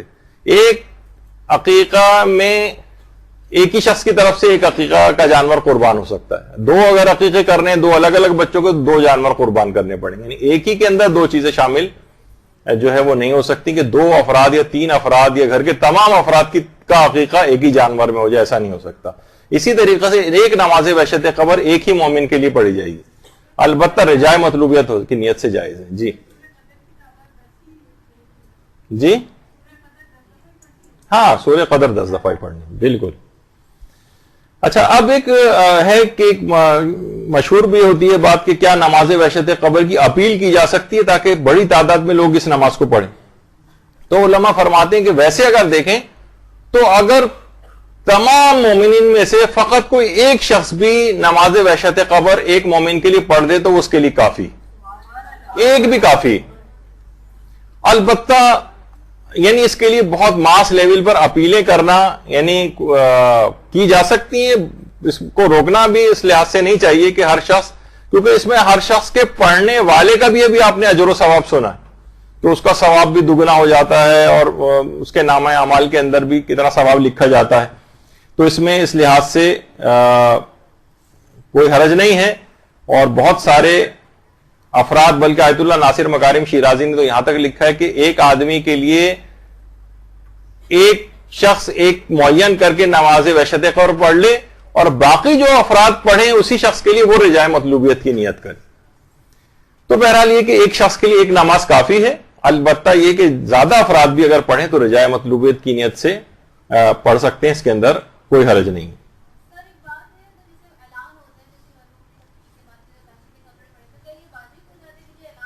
نہیں، واجب کیوں ہوگا؟ خود نماز وحشت قبر ہی مستحب ہونا اس کا ثابت نہیں ہے، تو صرف اعلان سن کر ہم پہ واجب نہیں ہوتی کوئی چیز. البتہ یہ ہے کہ ایک خود ہی انسان کو شوق پیدا ہوتا ہے، ثواب لینے کا ایک موقع اس کے ہاتھ میں آ جاتا ہے تو ضرور پڑھ لے. اچھا، اب جیسے کہ ابھی آپ نے سنا کہ طلوع فجر تک مسلسل اس کے نامہ اعمال میں نیکیاں لکھی جاتی رہتی ہیں، اور 40 درجات میں اس شخص کا اضافہ ہوتا ہے. جو شخص بھی نماز وحشت قبر پڑھتا ہے تو اس لحاظ سے اگر کوئی ایسی اپیل سننے کو آتی ہے تو بہرحال انسان کو چاہیے کہ وہ نماز وحشت قبر پڑھے. اچھا، ایک چیز اور بھی مشہور ہے کہ مستحب یہ کہ نماز وحشت قبر میں 40 کا عدد مکمل کیا جائے. ایک چیز مشہور ہے، تو کہ اس بات میں کس قدر صداقت ہے؟ علماء فرماتے ہیں کہ اس کی کوئی شرعی حیثیت نہیں ہے، اس بات کی اس کا کوئی شرعی پروف نہیں ہے، اور کہ 40 لوگ ہی اس کو پڑھیں. بہت سے لوگ تو باقاعدہ اس لحاظ سے وصیت کر کے بھی جاتے ہیں اور کہتے ہیں کہ نماز وحشت قبر کے لیے ہمارے مال سے 40 مومنین سے نماز وحشت قبر پڑھوائی جائے. تو اگرچہ وہ صحیح ہے، وہ بھی پڑھ سکتے ہیں، اس میں کوئی حرج کی بات نہیں ہے. لیکن بہرحال یہ کہ 40 کے عدد کی کوئی، یعنی شریعت نے اس بات کا تقاضا نہیں کیا گیا ہے کہ آپ 40 کا عدد مکمل کریں. ایک شخص کے لیے بس ایک نماز جو ہے اس لحاظ سے کافی. اچھا، کیا ایک مرحوم کے لیے ایک ہی شخص کئی بار نماز وحشت قبر پڑھ سکتا ہے؟ مثلا اس کے قریبی رشتہ دار ہیں، وہ چاہ رہے ہیں کہ نہیں، میرا ظاہر قریبی ہوتے ہیں تو ان سے جذباتی ایفیلیشن بھی زیادہ، ایک دفعہ ہم نے پڑھ لی لیکن دل کو قرار نہیں آ رہا، ہم چاہتے ہیں اسے اور فائدہ ملے، ایک اور دفعہ پڑھیں، ایک اور دفعہ دل چاہ رہا ہے، 3 دفعہ مثلا پڑھ رہے ہیں. تو کیا ایک ہی مرحوم کے لیے ایک ہی شخص کئی بار نماز وحشت قبر پڑھ سکتا ہے؟ تو جواب یہ ہے کہ رجاء مطلوبیت کی نیت سے پڑھ سکتا ہے. رجاء مطلوبیت والی نیت یعنی امید ثواب میں انشاءاللہ پروردگار، کیونکہ نماز بہرحال ایک اچھی چیز ہے، تو اس کا ثواب اور فائدہ مردے کا بڑھتا چلا جائے، خود اس کے لیے بڑھتا چلا جائے. البتہ مستحب ہونے کی نیت نہیں کرے گا کہ اللہ نے کہا ہے کہ بار بار نماز وحشت قبر پڑھو، یہ والی نیت نہیں، بلکہ اپنی طرف سے ہم اس کو ایک امید ثواب کے اندر عمل کو انجام دینا چاہتے ہیں. اس میں بھی کوئی حرج نہیں. پھر ابھی ایک سوال آیا، اس سے پہلے ہوا تھا کہ کیا نماز وحشت قبر کو اجرت دے کر پڑھوا سکتے ہیں؟ اچھا، ہمارا پیسے دے کر پڑھوانا اور دوسرے کسی فرد کا پیسے لے کر اجرت پہ اس نماز کو پڑھنا، یہ جائز تو ہے، جائز تو ہے، لیکن علماء فرماتے ہیں کہ بہرحال اجرت کے عنوان سے اس کو نہ لیا جائے اور نہ دیا جائے، بلکہ دینے والا بخشش اور احسان کی نیت سے دے، اجرت کے طور پہ نہ دے. بہتر یہ ہے، یعنی جائز ہے پھر بھی، لیکن بہتر یہ ہے. مثلا کسی سے آپ نے کہا کہ مولانا صاحب آپ نماز وحشت قبر پڑھ دیجئے گا میرے فلاں رشتہ دار کے لیے. انہوں نے کہا جی جی ٹھیک ہے، پیسوں ویسوں کی کوئی بات نہیں ہوئی، اور انہوں نے نماز وحشت قبر پڑھ دی. تو اس کے بعد آپ ہدیے کے عنوان سے ان کو نماز وحشت قبر کے وہ پیسے دے دیجئے، اور وہ شخص بھی، لینے والا بھی ہدیے کے عنوان سے اس کو قبول کرے. یہ بہتر شمار کیا گیا ہے کہ یہ والی نیتیں ہوں، اس کے اندر اجرت والی بات نہ آئے. لیکن بہرحال اگر اجرت کے طور پر بھی ہو تو جائز ہے، یعنی اس میں کوئی ویسی حرج نہیں ہے کہ ایک مناسب اور افضلیت والی بات بتائی گئی. اچھا، اگر اجرت طے کر لی، مثلا بہت سے ہوتا ہے نا کہ فلاں رشتہ دار کی ہمارے طبیعت بہت خراب ہے اور آئی سی یو میں ہے اور ڈاکٹروں نے جواب دے دیا ہے. اب کوئی مولانا صاحب آئے، آپ نے کہا مولانا صاحب اتنی اجرت دوں گا، آپ طالب علموں وغیرہ سے کہہ دیجیے گا اتنی تعداد کے اندر ان کے لیے نماز وحشت قبر پڑھ لیں. مولانا صاحب کو آپ نے پیسے دے دیے، وہ پیسے لے کے چلے گئے، اور ظاہر ہے کہ زندگی اور موت اللہ کے ہاتھ میں. بہرحال کئی دنوں بعد پھر ان صاحب کا جن کے متعلق کہا تھا انتقال ہوا. اب یہ جس نے اجرت لی تھی یہ بھول گیا اس رات کو پڑھنا. اب پہلی رات نکل گئی، اب اسے بعد میں یاد آ رہا ہے تو کیا یہ کر سکتا ہے کہ بعد میں، کیونکہ اجرت لے چکا، اب بعد میں نماز وحشت قبر پڑھ لے؟ اب علماء نے کہا نہیں، اجرت لینا اس کا جائز نہیں ہوگا، یا تو مالک کو راضی کرے، یا مالک سے معاف کروائے، یا اس کو پیسے واپس کرے۔ اور اگر مالک نہیں مل رہا، پتہ نہیں جس نے کہا تھا وہ کہاں چلے گئے، اب ہمارا ملاقات بھی ان سے نہیں ہو رہی ہے، تو یہ پیسہ مجہول المالک کے حکم میں ہوگا اور حاکم شرع کی اجازت سے اصل مالک کی طرف سے صدقہ کرنا پڑے گا۔ تو بہرحال کیونکہ ایک لحاظ سے تمام باتیں مکمل ہو جائیں نماز وحشت قبر کے اعتبار سے، کہ اگر کوئی شخص، کیونکہ مختلف جگہوں پہ لوگ اس کو سنتے ہیں، یا جو نماز وحشت قبر اجارے کے طور پر بالفرض اگر کر رہا ہے تو اس کو تدفین والی رات ہی اس کو پڑھنا ہے۔ وہ رات اگر اس نے اس طرح کسی بھی وجہ سے نکال دی تو یہ اس پیسے کا مالک نہیں بنے گا۔ جو اجرت اس نے اس رات کی طے کی ہے، پھر یا تو مالک کو راضی کرو، یا اس سے معاف کرواؤ، یا اس کو واپس کرو۔ نہیں مل رہا تو مجہول المالک کے عنوان سے اصل مالک کی طرف سے ان پیسوں کو صدقہ کرو۔ یعنی کھا نہیں سکتے نا نماز وحشت قبر، بعد میں آپ پڑھ سکتے ہیں کہ بھائی ٹھیک ہے اس وقت تو میرا نکل گیا موقع، میں اجرت بھی لے چکا ہوں تو میں بعد میں نماز کو پڑھ دیتا ہوں، ثواب تو مل ہی جائے گا۔ نہیں، ایسا نہیں کر سکتے۔ ابھی وہ بھی آ رہا ہے آگے، ساری چیزیں مکمل ہوں گی ابھی خارج۔ اچھا، کیا بہت سے افراد کی طرف سے اجارہ لے کر ایک ہی نماز وحشت قبر پڑھ سکتے ہیں؟ بہت سے دیکھیے لوگوں کے متعلق یہ بات آتی ہے، وہ کیا کرتے ہیں کہ مثلا ایک ہی، جیسے ہوتا ہے نا کہ آپ سنتی ہیں کہ ایک ہی خاندان کے 20 افراد مثلا جو وہ ہو گئے کسی حادثے میں، کریش ہو گیا جہاز اور بہت ساری وجوہات سے، تو اب وہ لوگ ان اجارے کے اوپر نماز وحشت قبر جو ہے وہ پڑھوا رہے ہیں۔ اب مثلا 20 افراد کا اجارہ ایک شخص کو دے دیا گیا، اس نے کہا کہ 20 افراد کا اجارہ اس نے لے لیا پیسے، لیکن ایک ہی نماز وحشت قبر پڑھ کر سب کو اس کا ثواب ہدیہ کر دیا، سب کی طرف سے پڑھ دے تو یہ کافی نہیں۔ یعنی اس کو جتنی اس نے اجارے لیے ہیں اتنی ہی نماز وحشت قبر پڑھنا پڑیں گی، یعنی جتنے اجارے ہیں اتنی ہی نمازیں پڑھنا ہے۔ یعنی یہ نہیں کر سکتا کہ سب کی طرف سے ایک ہی نماز جو ہے وہ پڑھ دے۔ اچھا، اب ایک سوال اس کے اندر یہ بھی کہ نماز وحشت قبر کو جماعت سے پڑھا جا سکتا ہے؟ جواب ہے کہ نماز وحشت قبر جماعت سے نہیں پڑھی جا سکتی۔ اچھا، پھر ایک اور سوال آتا ہے کہ دیگر مسالک میں بھی کیا نماز وحشت قبر کا کوئی تصور ہے؟ تو جواب یہ ہے کہ دیگر مسالک جو ہیں یعنی فقہ جعفری کے علاوہ، ان میں نماز وحشت قبر کا کوئی تصور نہیں، بلکہ کچھ مسالک تو باقاعدہ اس نماز کا نام لے کر اس کو بدعت بھی قرار دیتے ہیں۔ اور اب میں اس کی تفصیل میں نہیں جا رہا، لیکن بہرحال یہ عمومی طور پر ہے، لیکن ہمارے ہاں باقاعدہ اس کی روایات موجود ہیں اور اس کے ثواب اور فوائد جو ہیں وہ بتائے گئے۔ کیا غیر شیعہ مسلمان کی نماز وحشت قبر پڑھی جا سکتی ہے؟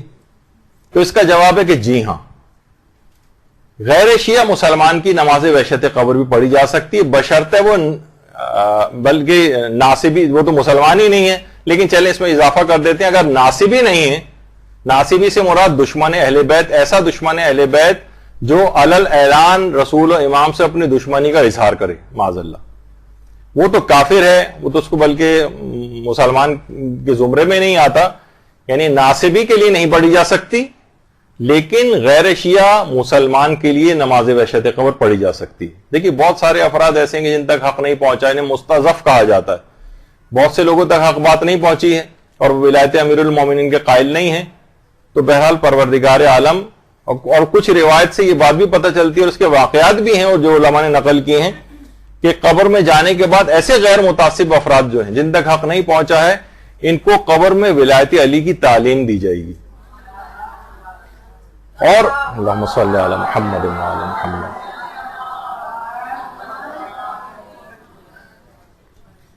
تو وہاں جب وہ تعلیم مکمل کر لیں گے اس کے بعد پھر داخل جنت کیے جائیں گے، اور کچھ کے لیے میدان قیامت کے لحاظ سے بھی ہے کہ حق ان کے سامنے وہاں جا کر پیش کیا جائے گا۔ پھر یہ سوال پیدا ہوتا ہے وہ تو قبر قیامت یہ سب کچھ دیکھ کر آ گئے ہیں، وہ تو فوراً قبول کر لیں گے، تو علماء کہتے ہیں انہیں فطرت دنیا پر باقی رکھ کر ان کے سامنے حق کو پیش کیا جائے گا۔ یعنی یہ نہیں کہ وہ چیزیں دیکھ لی ہیں تو فوراً جس طرح کا آدمی ڈر کے مارے بہت سی چیزیں قبول کر لیتا ہے، نہیں، فطرت دنیا پہ باقی رکھ کر۔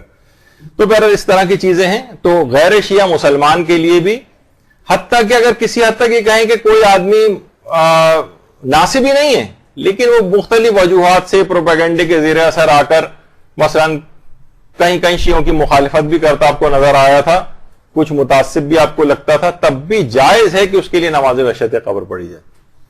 جائز, یعنی حرام کی حد تک بات ابھی تک نہیں, جب تک کہ ناصبی نہ ہو, ناصبی کے لیے نہیں پڑھی جا سکتی. حتیٰ کہ ایک دفعہ ہم نے جب قضا نمازوں کے, والدین کی قضا نمازوں کے مسئلے بتائے تھے, اس میں بھی یہ آیا تھا کہ اگر بیٹا جو ہے وہ شیعہ ہے اور اس کے بڑا بیٹا شیعہ ہے اور والد اس کے غیر شیعہ مسلمان تھے, تو ویسے تو بڑے بیٹے پر باپ کی قضا نمازوں اور روزے ادا کرنے ضروری ہوتے ہیں, لیکن باپ اگر غیر شیعہ تھا تو اس کے نمازوں کی قضا اور روزوں کی قضا واجب نہیں ہوتی. لیکن پھر بھی اگر کروانا چاہے تو کروا سکتا ہے. لیکن یہ کہ اسی طریقے سے نماز وحشت قبر کا بھی ہے کہ غیر شیعہ مسلمان کے لیے بھی نماز وحشت قبر پڑھی جا سکتی ہے. کیا غیر شیعہ کے لیے سورہ فاتحہ, تلاوت قرآن, صدقہ یا نماز بھی ہدیہ کی جا سکتی ہے؟ تو اس کا جواب ہے کہ جی ہاں, سورہ فاتحہ بھی ان کے لیے پڑھ سکتے ہیں, تلاوت قرآن بھی کر سکتے ہیں, اور صدقہ بھی دے سکتے ہیں, اور 2 رکعت نماز پڑھ کے ان کو ہدیہ بھی کر سکتے ہیں. اس میں کوئی نہیں چیز نہیں ہے, سب چیزیں اس کے اندر جائز ہیں. اور اسی طریقے سے غیر شیعہ مسلمان کی نماز جنازہ بھی پڑھی جاتی ہے, البتہ اس کی فی الحال ہم اس تفصیل میں نہیں جا رہے. کیا کسی شہید کی نماز وحشت قبر بھی پڑھی جا سکتی ہے؟ تو جواب ہے کہ جی ہاں, اگر کوئی شخص شہید ہوا ہے تو شہید کے لیے بھی نماز وحشت قبر ہے. دیکھیں, نماز وحشت قبر اصل میں نماز ایک لحاظ سے ہدیے والی چیز ہے, ایک تحفہ بھیجا جاتا ہے.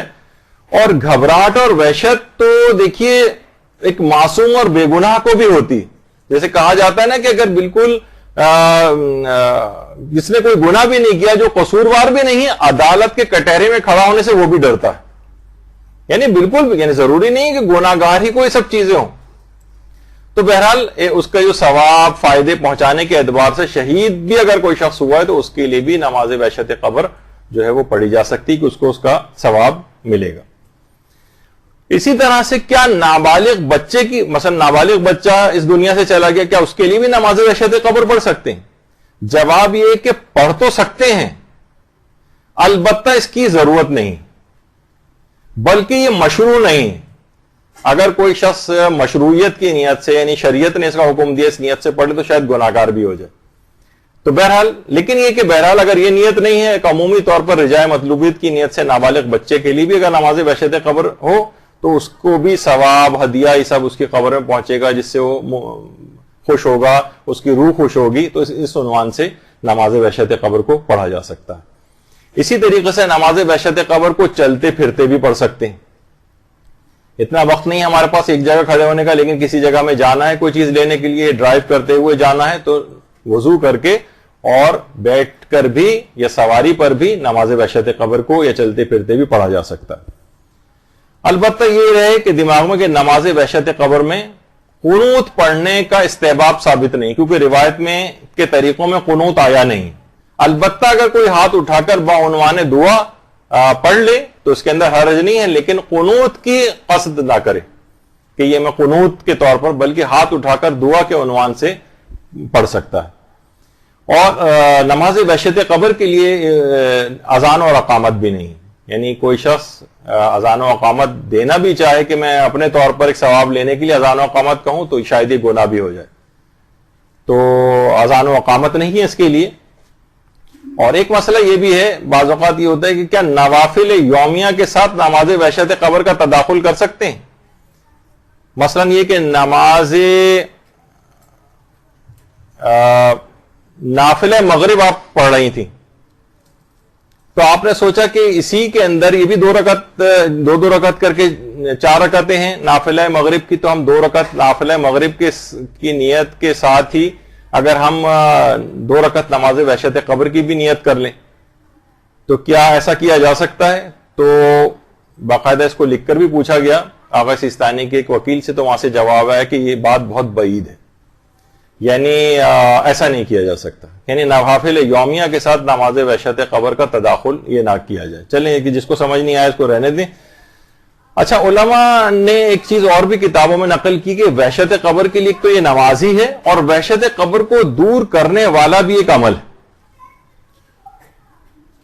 اور وہ ہے کہ اگر انسان کامل ترین رکوع کرے, کامل ترین رکوع ہمارے پانچویں امام محمد باقر علیہ الصلوۃ والسلام فرماتے ہیں اللہم صلی علی محمد وعلی محمد کہ جو شخص بھی کامل ترین رکوع کرے گا قبر میں اس کو وحشت نہیں ہوگی.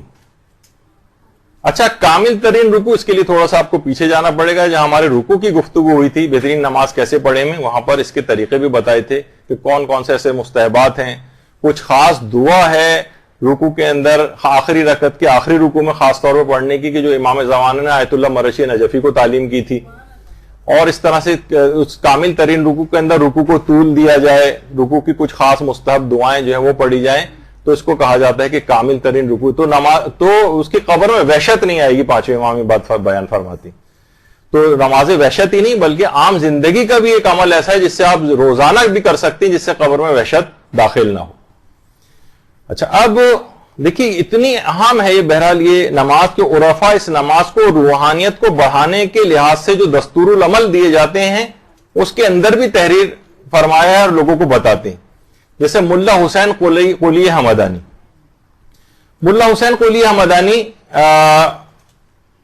نے باقاعدہ یہ چیز بتائی ہے. اور ملا حسین قلی حمدانی اتنے عظیم عالم جو ہے وہ گزرے ہیں کہ ان کے شاگردوں میں تھے آیت اللہ جواد ملکی تبریزی، جو امام خمینی کے عرفانیت کے استاد تھے. آیت اللہ جواد ملکی تبریزی یہ ملا حسین قلی حمدانی کے شاگرد تھے. اور ملا حسین قلی حمدانی اپنے شاگردوں کو باقاعدہ ایک دستور العمل دیتے تھے 6 چیزوں کا.